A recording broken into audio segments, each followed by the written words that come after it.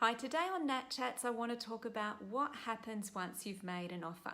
So we often talk about like how you make an offer, what's the process for dealing with multiple offers, what are the things you need to consider when you're making an offer, but I don't think I've done a video yet on what actually happens once you've made an offer and what happens in terms of the response and the follow-up. Now, when you make an offer for a property, the selling agent has an obligation to communicate that offer as soon as possible to the seller. So all offers must be communicated, be they verbal or be they in writing. But my practice as an agent is that we only respond to offers that are in writing. Now, different agents will have different practices, but in a nutshell, all offers must be communicated. Now, just because an offer's been communicated doesn't mean that the seller needs to necessarily respond to that straight away.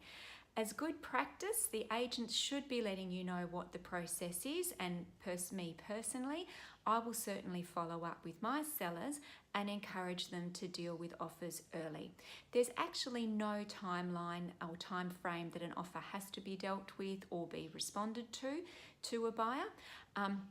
But until such time as acceptance is communicated, you as the buyer are able to withdraw your offer at any time. So if you don't like the way that your offer is being dealt with and handled, remember that you do have the right to withdraw it.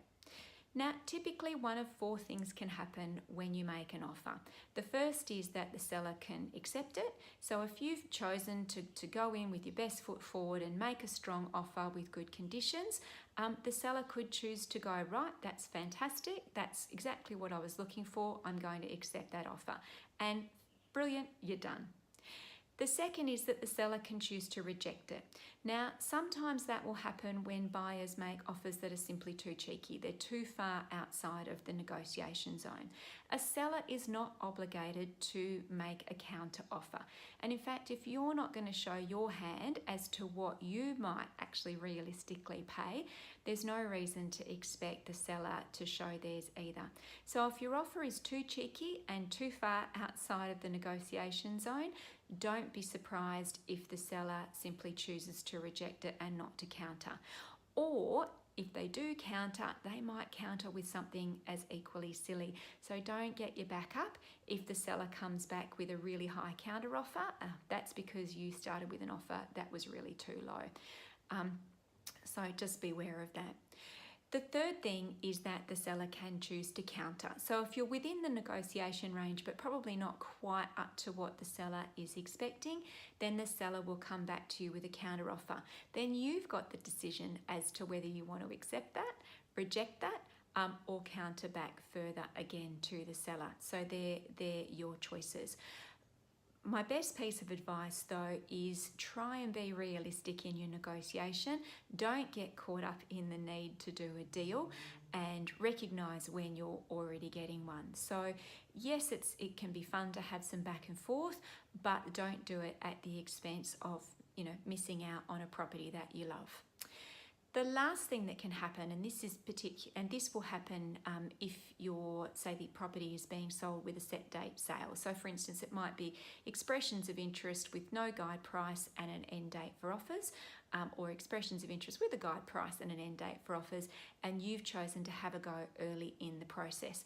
Now, if a property is being sold with an end date, realise that in a lot of instances, sellers reserve the right to accept an offer prior to the campaign end date, and that a lot of property in fact doesn't get to the end of that campaign end date. So if you are interested, it's better to toss your hat into the ring sooner rather than later and test the waters with an offer rather than waiting and missing out, particularly if the agent doesn't know that you're interested. Or even if the agent does know you're interested, if a particularly great offer comes through, we've got no control over a seller choosing to accept that anyway. So don't think that the agent's going to get back to you necessarily just because you've told them that they're interested. They might not actually have the opportunity to. If you are in a set date sale process and you've made an offer, sometimes the sellers will come back to you and they'll say, look, we're interested in the offer, but we're actually not prepared to deal with and accept an offer at that price level yet. Now, that's not a rejection. It's actually the seller saying, we're not actually prepared to entertain offers at that price level. We want to wait and see what else happens through the process.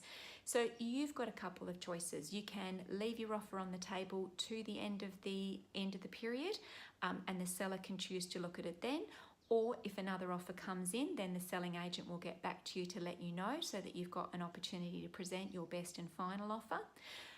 Or you can choose to withdraw the offer, or you can choose to up your offer to see if you can then draw the seller out and start to entertain them in a negotiation with you. So they're your options. So accept, reject, counter, or if it's a set date sale and the offer is not quite there, then the seller might ask you to leave it on the table, which you can do, or you can come back with a better offer, or they can choose to withdraw it. The seller is under no obligation to deal with your offer immediately, and they're not under any obligation to counter it either. That said, if you're not happy with the way that your offer is being dealt with, remember that until such time as acceptance is communicated, you also have the opportunity to withdraw it. My best advice though is don't set an expiry time on the offer. It's a little bit like holding a gun to the seller's head, and they don't like it and they often don't respond well to it. You can communicate that sense of urgency to your selling agent and withdraw it if you don't like the way that things are progressing. As with anything, if you're looking to buy and sell in the suburbs surrounding Beaufort Street, I'm very happy to help. My number is 0405 812 273 and my email natalie@belcourtproperty.com.au. Have a great day.